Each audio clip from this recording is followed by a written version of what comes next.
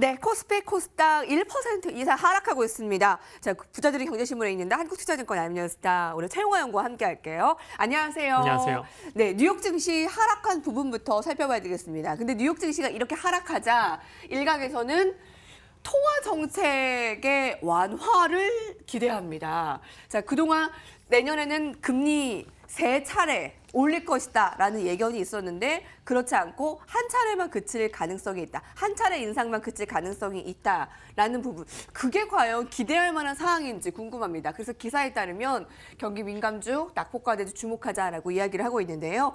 미국의 고용 부진이 경제 지표를 통해서 확연히 드러났습니다. 국채금리 하락까지 이어지는 형국이었고요. 내용을 보시면 자, 그래서 미국의 금리 인상 속도 조절 가능성에 초점이 맞춰지고 있습니다. 내년에 금리 인상 두세 차례가 아닌 한 차례에 그칠 것으로 받아들이고 있고요. 자, 중국 지수는 또 약세가 지난주에 두드러졌는데요. 거기다 주간 단위로는 거래 대금이 직전 거래일 대비 24%나 급감하며 중국 증시도 침체 분위기입니다. 뉴욕 증시도 주간 단위로 거의 최악의 한 주를 보냈고요. 네. 이런 연준의 통화 정책 완화 기대감으로 과연 증시가 잘 버틸 수 있을까요? 그러니까 지금 많은 전문가들이 좀 헷갈려하고 있는 부분은 네.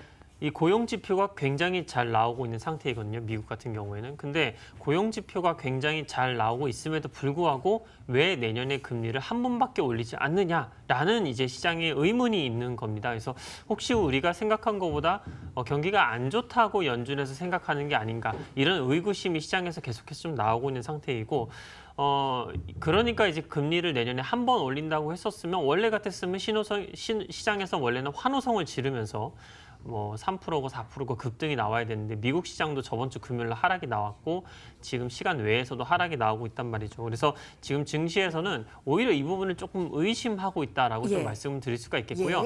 하지만 이제 한국 증시를 저희가 봤을 때는 나쁜 상황은 아니다. 왜냐하면 한국 같은 경우에 특히 가계부채도 워낙에 높고 금리를 급격하게 인상했을 경우에는 안 좋은 파급 효과가 훨씬 높은 이제 반면에 미국에서 어떤 이유로든 금리 인상을 속도를 만약에 조절 하게 된다면 한국 시장 입장에서는 당연히 고마울 수밖에 없는 일이죠.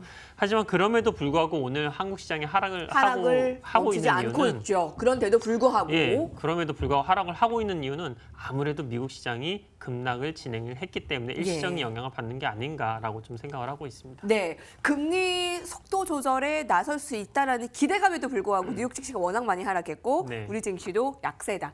근데 종목에 대해서는 좀 엇갈리는 게 이 기사에 보면 경기 민감주를 얘기를 하고 있어요. 그런데 다른 기사에 보면 다른 증권사에서는 경기와 무관한 성장주에 주목을 해야 된다. 어디에 초점을 맞춰야 되나요?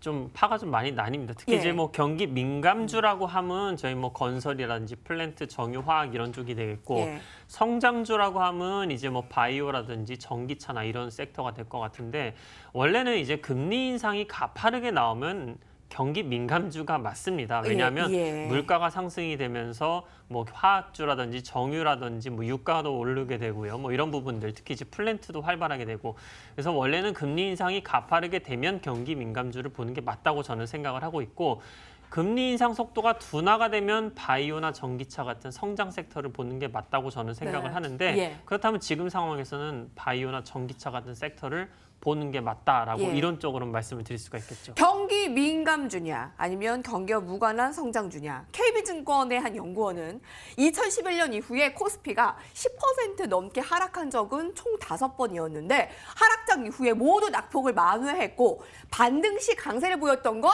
낙폭 과대주였다. 이들은 낙폭이 컸던 업종 중 아직 크게 반등하지 않고 실적도 견조한 업종이라는 건데 철강, 상사, 자본재, 자동차, 소매유통, 디스플레이.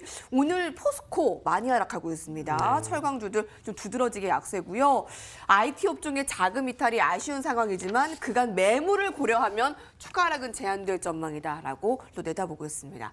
성장주 가운데는 대표적인 게 그거죠. 바이오. 네, 그렇죠. 자, 그래서 바이오 볼게요. 오늘 바이오 가운데 R&D 모멘텀이 굉장히 탄탄한 종목으로 한미약품을 좀 중점적으로 볼 텐데요.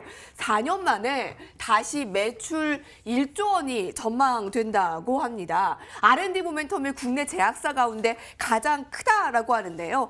투자액을 보면 R&D 투자액이 2018년 3분기 누적으로 벌써 1,300억 원을 뛰어넘었습니다.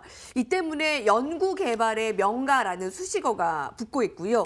자, 주가 흐름을 보면 변동성이 크지 않지만 임상 결과에 따라 주가 방향성이 좌우되고 있습니다. 자, 지금 46만 원대 그 목표가를 증권가에서는 미래에셋대우가 68만 원까지 보고 있어요. 최대 45% 이상의 상승 여력이 있다는 분석이고요. 올 상반기에는 개발 중단 및 악재를 겪었는데 내년에 결실을 맺게 될 다수의 R&D 모멘텀을 기대하고 있습니다. 미국의 품목 허가 1개, 임상 3상 3개, 임상 2상 3개, 임상 1상 4개 파이프라인 확보가 예상되어 있어 수익 구조가 극적으로 변할 가능성이 높다라면서 좀 긍정적인 평가 어떻게 내다볼 수 있을까요? 일단 아까 전에 표에도 잠깐 나왔지만 R&D 그 투자액이 점점 감소가 되고 있는 부분들이 좀 보이실 겁니다. 그렇죠? 그러면 2013년부터 14년도부터 이제 급격하게 올라가긴 R&D 투자액이 줄어든다는 부분들은 그만큼 이제 고정액의 감소로 좀 이어지면서 재무적인 부담을 상당량 덜어줄 걸로 보고 있습니다. 그래서 한미약품은 지금부터는 이제 고정금이 계속해서 좀 떨어지는 상태이기 때문에 감가상각비가 떨어지게 되면 재무가 안정이 되게 됩니다. 그래서 주가 하락이 나온다고 하더라도 제한적이다라고 좀 보여지고요. 다만 저는 주가 이제 하락이 나오더라도 제한적이다. 만약에 이제 시장이 빠져서 주가가 하락이 예. 만약에 나오더라도 이제 제한적이다라고 저는 보고 있고 대신에 이제 한미약품이 2019년도에 기대되는 R&D가 그 결과가 굉장히 많습니다. 예. 특히 이제 스펙트럼 쪽이랑 공동 개발을 하고 있는 포지오티닙 부분도 굉장히 좀 시장에서 관심도가 높은 상태이고요. 그다음에 이제 호중구 감소증 치료제인 클론티스 같은 부분도 내년도 이제 일부분 좀 결과가 좀 나올 수가 있는데 이런 부분들에 대한 제품이 출시가 되게 되면 매출액과 영업이 극적으로 좀 반전이 나올 수 있는 부분들이 있기 때문에 한미약품은 이제 하방은 좀 제한적이고 네. 상승이 나오게 된다면 좀 크게 좀 올라갈 수 있는 그런 포텐셜을 갖고 있다라고 보고 있습니다. 가장 탄탄한 파이프라인으로 한미약품 저가 매수 유효하다라고 증권가에서 입을 모으고 있는데요. 앞서서 68만 원까지 주가 목표가가 나온 걸 보면 주가 상승 여력 최대 45% 넘게 JP모건이나 지금 JP모건 등 국외 증권사들도 좀 주목을 하고 있는 한미약품입니다. 자, 성장주에 대한 대표적인 역사, 이 바이오주 가운데 오늘은 제약 바이오주 가운데 한미약품을 알아봤고요. 지금 금리 인상기이잖아요. 네. 거기서 주목받고 있는 업종이 여러분 대표적으로 그 은행주잖아요. 근데 은행주의 주가가 왜 이럽니까? 신한지주가 52주 최저가까지 떨어졌습니다. 외국계 증권사에서 매도 폭탄이 멈추지 않고 있습니다. 오늘 주가가 4% 가까이 빠지고 있고요. 신한지주 함께 보여주시죠. 이 시각 현재 노무라 증권과 시티그룹, 메릴린치, UBS, 맥쿼리 등 외국계 증권사 창구를 중심으로 매도 물량이 집중되고 있습니다. 최근에 연일 매도세로 3거래일 연속 하락세를 보이고 있네요. 일단 지금 미국 국채 10년물이 계속해서 하락하고 있는 부분들. 아까 전에 이제 저희가 전 시간에 봤었던 그 금리 인상이 내년에는 4차례가 아니라 갑자기 한 차례로 줄어든 부분.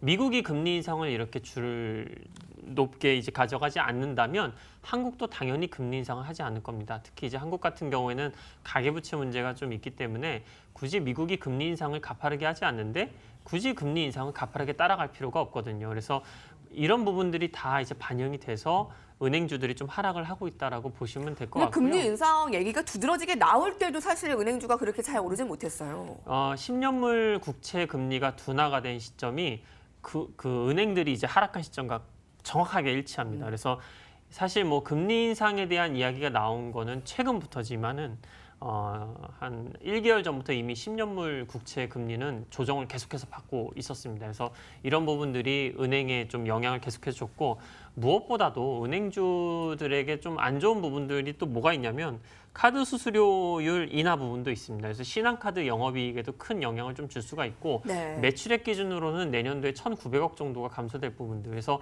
뭐 금리 인상 부분도 있지만 이런 카드 수수료 인하 부분에도 큰 영향을 받고 있고요.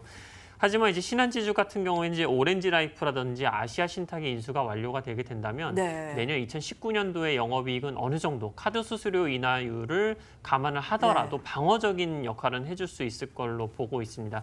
신한지주가 지금 매년 얻고 있는 당기순이익이 대략적으로 3조 원이 넘거든요. 근데 지금 시가총액은 19조 원입니다. 그래서 PR이 6.5배 정도의 거래가 되고 있는 상태인데 네. 금리 인상이 안 돼서 추가적으로 하락이 나온다. 라고 했을 때 시가총액이 18조 원 주변에서는 저평가 메리트가 부각이 돼서 바닥권을 다질 가능성이 높다 이렇게 좀 보고 있고요. 다만 이제 상승폭은 조금 제한적이다라고 보고 있습니다. 괌에도 저평가 매력은 존재하나 차트는 부담이다. 얼마 전만 해도 금리 인상기와 이런 배당 매력으로 그 은행주 좀 네. 꼽혀지던 성향도 있었는데 네. 이렇게 좀 약세가 두드러지며 신저가까지 보이는 신한지주까지 알아봤습니다. 여기까지 볼게요. 부자들의 경제신문 앵리다 함께했습니다.